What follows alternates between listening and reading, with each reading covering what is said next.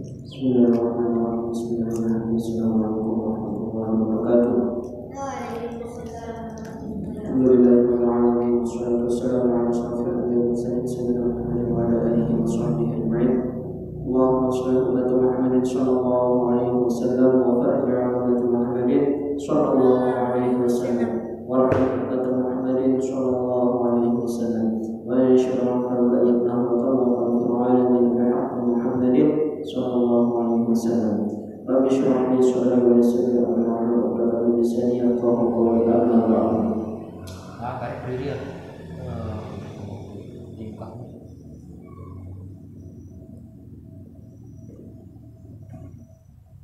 Nah, pada sore hari ini kita akan membahas tentang najis. Kita bahas, kita lanjutkan kajian fikih kita. Karena kita sudah sampai pada bab tayamum. Nah, sekarang kita akan membahas tentang bab najis. Nah, ini yang sering membuat sholat kita tidak sah karena najis ini. Ini harus kita ketahui apa-apa itu yang disebut najis, benda apakah yang disebut najis.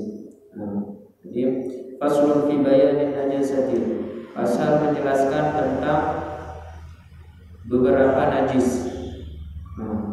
Faslun fi bayanin najasati wa izalatiha, wa hadha al-faslu madhkurun fi ba'd nusakh qabla kitab as-salati wan najasatu. Pasal menjelaskan tentang najis dan juga cara menghilangkan najis tersebut. Sebelumnya, apa yang dimaksud dengan najis? Wan najasatu lughatan asy-syai'ul mustaqdharu. Najis menurut bahasa itu sesuatu yang menjijikkan. Najis itu menurut bahasa sesuatu yang menjijikkan. Wa syar'an, dan kemudian menurut syariat, menurut istilah, najis itu adalah kullu 'ainin harama tanawuluha 'ala al-itlaqi halat al-ikhtiyari ma'a suhulati at-tamyiz la li hurmatiha wa la li istiqdariha wa la li darariha fi badanin aw 'aqlin wa dakhala fil itlaqi qalilun najasati wa kasiruha.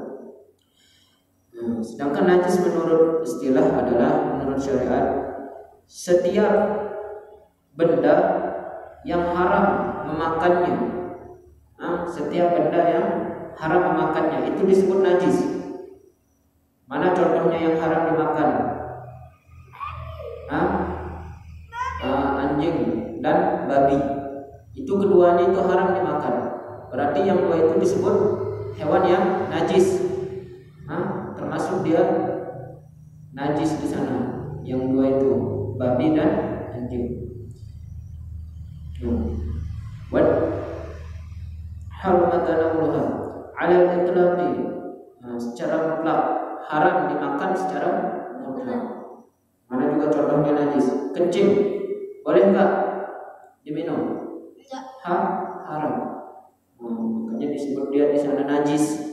Yang namanya najis itu setiap sesuatu, setiap benda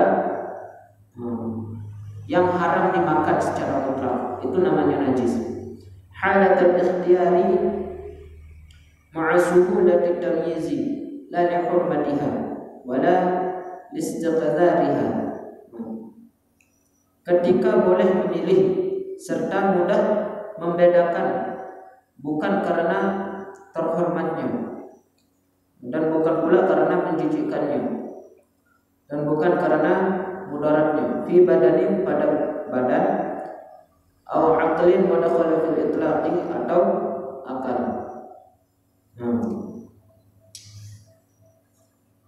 Ketika boleh memilih apa? Itu suatu yang mudah membedakannya. Seperti kotoran kan, seperti hewan misalkan anjing dan babi, mudah kita bedakan kan? Sama enggak bentuknya anjing sama kambing? Bedakan? Jadi bisa kita bedakan mana yang haram, mana yang najis, mana yang boleh kita makan. Mana yang hurmatiha, yang dimaksud dengan secara mutlak di sana adalah tidak karena terhormatnya, tidak karena terhormatnya. Itu maksudnya secara mutlak. Dan tidak pula karena kejijikannya menjijikkan, dan juga tidak karena mudaratnya. Jadi setiap yang dikatakan najis itu ada saja mudaratnya, ada saja bahaya yang kita dapatkan apabila mengonsumsinya. Seperti bisa mengonsumsi daging babi misalnya, nah, itu ada saja mudaratnya. Diteliti, kalau kita memakan daging babi, itu di dalam daging babi itu ada namanya cacing pita. Nah, cacing pita itu kalau sudah masuk dalam tubuh kita ini sulit dia hilang, sulit hilang. Misalkan kita minum obat cacing, memang akan kudus dia, tapi lagi dia nyambung, itu cacing pita. Makanya hati-hati, jangan suka makan hal-hal yang diharamkan oleh agama. Agama mengharamkan hal-hal tersebut. Kenapa? Karena supaya kita itu selamat, supaya kita selamat dari bahaya sesuatu atau benda tersebut, supaya kita selamat. Apalagi yang namanya kotoran, nggak ada kotoran yang mengandung protein. Nggak ada kotoran yang mengandung protein, semuanya berbahaya untuk kita, banyak kumannya.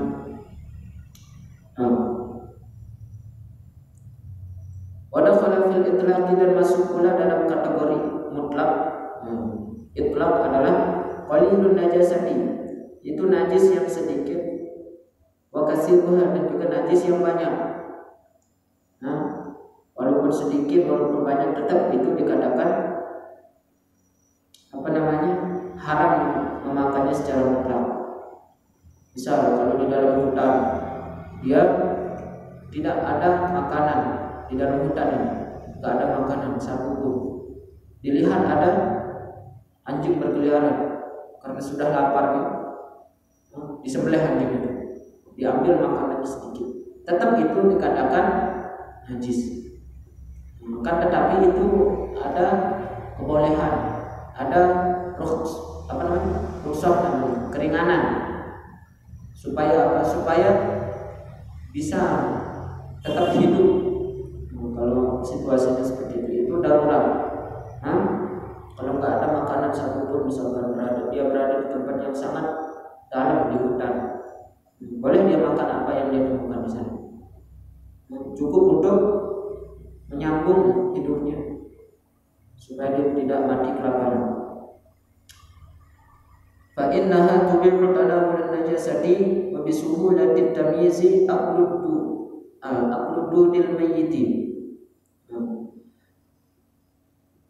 Wa kharaja bil ikhtiyar darurati, dan keluar dari kata-kata ikhtiyar yaitu ketika darurat. Maka sesungguhnya ketika darurat itu boleh memakan benda najis, boleh memakan benda najis. Kalau dalam keadaan darurat boleh kita makan, seperti babi misalkan. Ketika dalam hutan ada, kita lihat babi hutan, sedangkan dalam keadaan lapar sekali, kalau nggak makan nanti bisa mati kelaparan, maka boleh dimakan babi tersebut, ditangkap, dikejar oleh babi sampai disembelih, terus dimakan dagingnya. Tapi dengan ukuran, dengan catatan, daging yang dimakan itu tidak membuat kenyang, artinya cukup untuk bertahan hidup saja. Itu boleh karena dalam keadaan darurat. Wa bisuhulati tamyizi, dan keluar dari kata-kata mudah membedakan, yaitu aqluduni al-mayyiti, yaitu memakan ulat yang mati, fi jubnin, di dalam keju, au fakihatin, atau buah-buahan, wa nahwi dzalika, dan semisalnya. Misal buah apel, dan dia tahu ada ulat di dalam buah apel tersebut, ulat yang di dalam buah-buahan itu sudah mati, kemudian dia makan, susah sekali dibedakan kan? Tapi langsung dia makan, maka di sana keluar dari kata-kata najis. Kenapa? Karena itu susah dibedakan. Seperti ulat yang mati di dalam keju misalkan. Kalau keju itu udah kelamaan disimpan itu keluar ulat. Itu keluar dari kata-kata, mudah membedakannya. Kalau tadi kan hewan yang najis sama hewan yang halal itu mudah kita bedakan. Mana babi, mana kambing, itu mudah kita bedakan. Kalau ini dalam kategori ulat ini, ulat yang ada di dalam buah-buahan kan sulit kita bedakan. Langsung dimakan, dia tahu ada ulat atau enggak di dalamnya. Maka ulat yang dia makan itu dikatakan itu ulat yang di dalam buah-buahan itu dikatakan tidak najis. Karena sulit dibedakan. Jadi yang dimaksud najis ini yang mudah dibedakan. Wa kharaja bi qawlihi li hurmatiha maitatul adami. Dan yang dimaksud dengan keluar dari perkataan musannif bukan karena terhormatnya itu bangkai manusia. Bangkai manusia itu bukan karena terhormat. Jadi bangkai manusia ini dia tidak najis. Kenapa tidak najis? Karena terhormatnya bangkai manusia.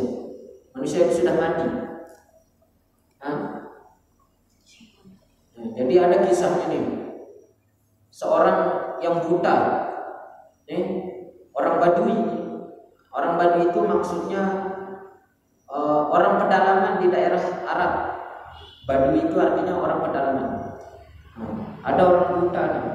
Dia buta, tidak melihat, badannya gemuk. Maka ketika itu dia mengeluh sama Allah gara-gara dia buta. Ya Allah, kenapa Engkau berikan aku penyakit buta? Aku tidak bisa melihat keindahan dunia ini. Kenapa dia mengeluh? Dia seuzur kepada Allah. Maka setelah dia mengeluh itu, ada di tempatnya itu, di sebuah kerajaan di sana di Badui itu, kisahnya ini kisah nyata. Di tempatnya itu ada kerajaan.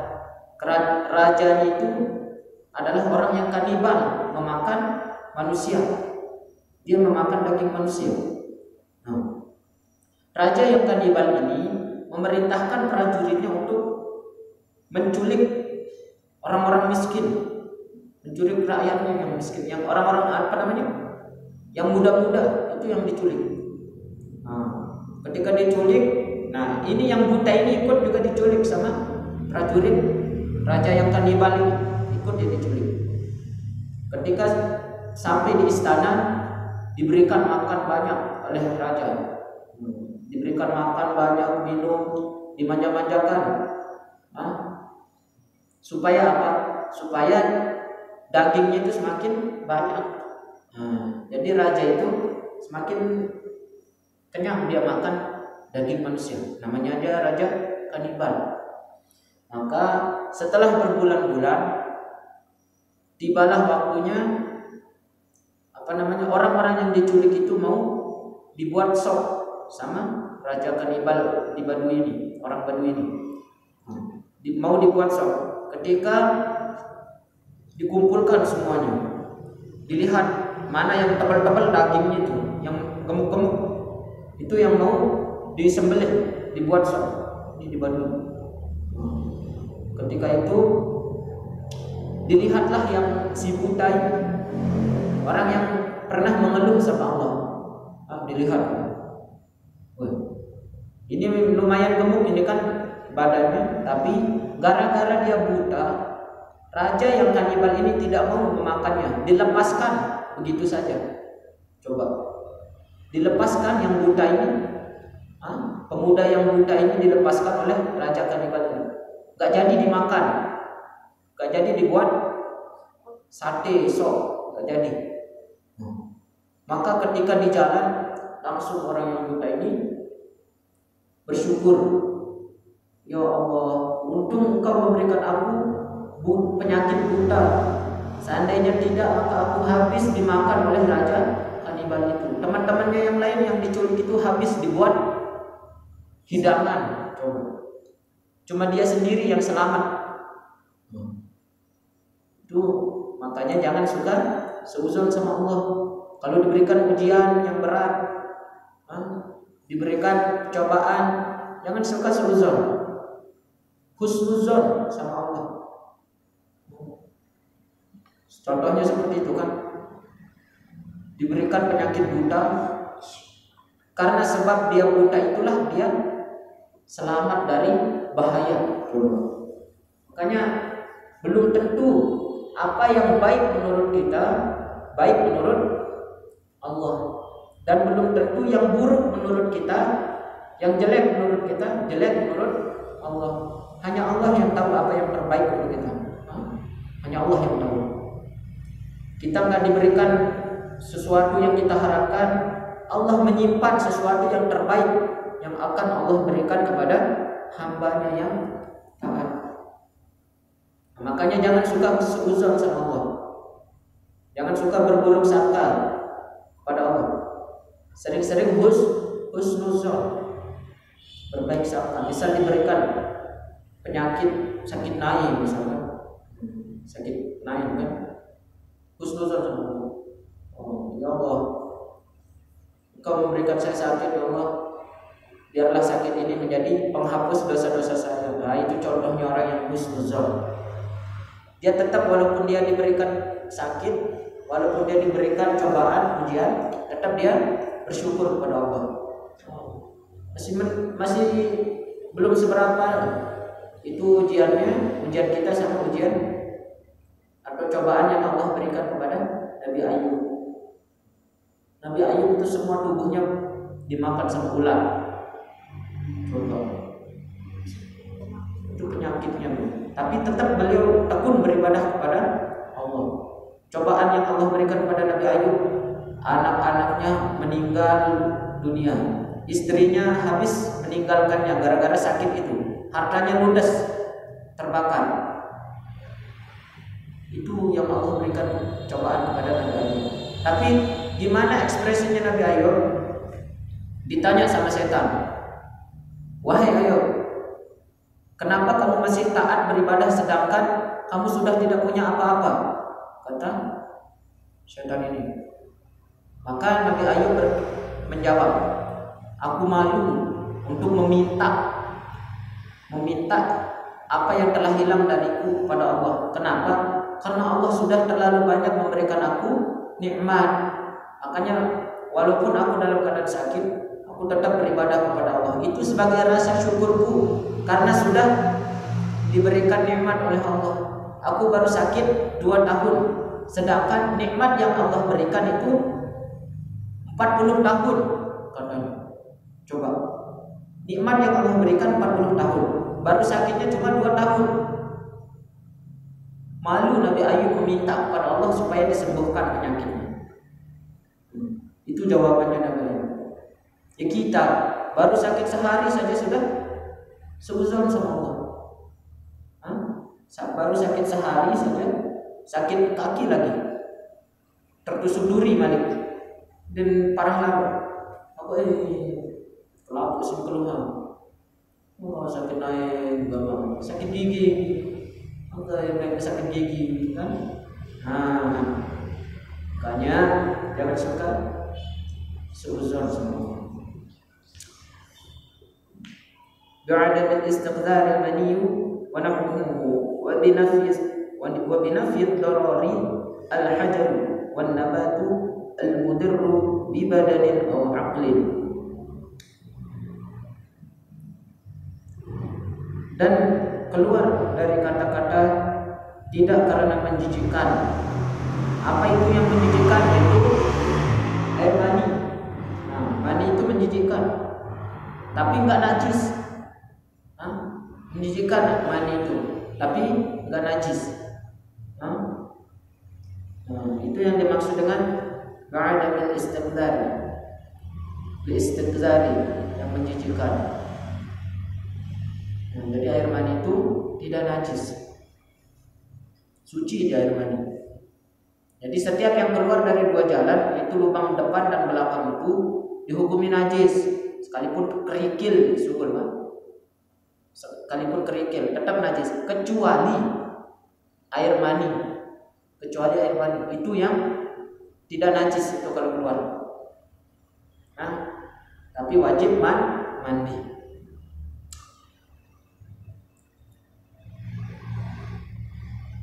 Kemudian wabinafi dorari, dan keluar dengan kata-kata tidak ada mudarat, itu al-hajaru batu, wan nabatu dan juga tumbuhan, al-mudirru bi badanin aw aqlin, yang membahayakan pada badan atau akal. Summa dzakara al-musannif dabitan lin-najisi al-kharij min al-quburi wa duburi bi qawlihi wa kullu ma'in kharaja min as-sabilaini najisun. Dan setiap benda yang keluar dari dua jalan itu hukumnya najis. Wa huwa shadiqun bil kharijil mu'tadi kal bauli wal ghaiti wa bin nadiri kadami wal qai'i. Mana sesuatu itu, yaitu yang membenarkan pada sesuatu yang keluar itu, baik itu secara yang biasa seperti kencing dan berak, itu biasa keluarkan. Wabin nadir, dan juga maupun yang jarang keluar. Apa itu yang jarang keluar dari dua jalan? Itu kadami wal qaihi, seperti darah dan nanah. Itu jarang keluar dari dua jalan ini, lubang depan dan belakang. Darah dan nanah itu jarang. Tapi yang dua itu, darah dan nanah, itu tetap dikatakan najis. Itu yang jarang. Wa illal maniyah, kecuali air mani. Kalau air mani yang keluar itu tidak najis. Air mani itu hukumnya suci. Suci dia. Suci tapi menjijikkan. Kita nyebutnya aja itu kayak merinding gitu rasanya nyebutnya kan. Min adamiyyin aw hayawanin, berupa mani manusia ataupun mani hewan.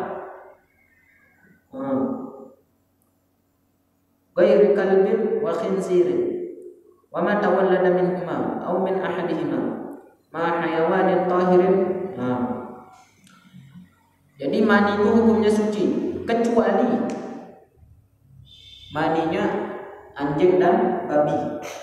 Itu tetap dia najis itu kalau air maninya anjing dan babi. Wa ma tawallada minhuma, dan apa yang terlahir dari keduanya. Maksudnya keduanya yang mana? Anjing dan babi itu tetap hukumnya najis. Misalkan anjing kawin sama kambing, yang dilahirkan kambing, keluar kambing dari anjing ini. Gimana hukumnya kambing yang terlahir dari anjing itu? Hukum kambing itu hukumnya najis. Jadi itu maksudnya wa ma tawallada minhuma, apa yang terlahir dari anjing dan babi itu tetap hukumnya najis. Aw min ahadihima,